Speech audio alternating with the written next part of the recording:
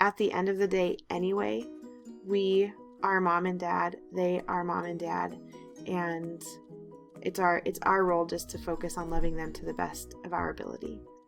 When I was younger, my mum and dad, when they would tuck me to bed at night, they would read me stories to do with adoption. So it was always incorporated in our family, and they would tell me bedtime stories that would also incorporate my birth mother and father and my birth family. So it was really nice because I grew up knowing all my information. I'm not anti-adoption. I'm pragmatic.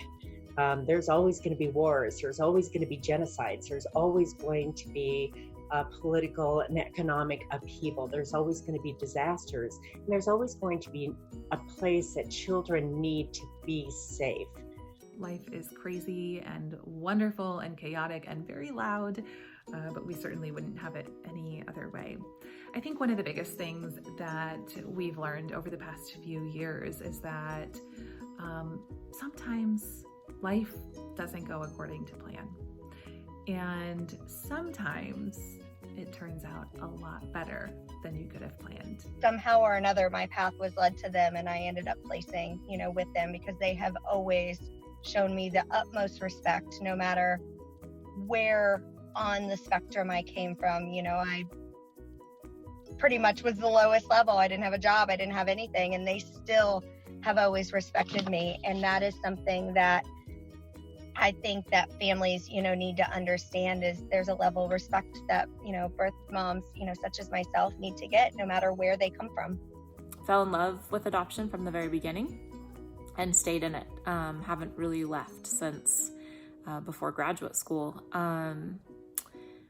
So adopting came natural to me. We did attempt to get pregnant and weren't able to, and didn't want to go down the IVF road. So we decided on adoption pretty naturally. But really it comes down to what I put on my first book is adoption is love.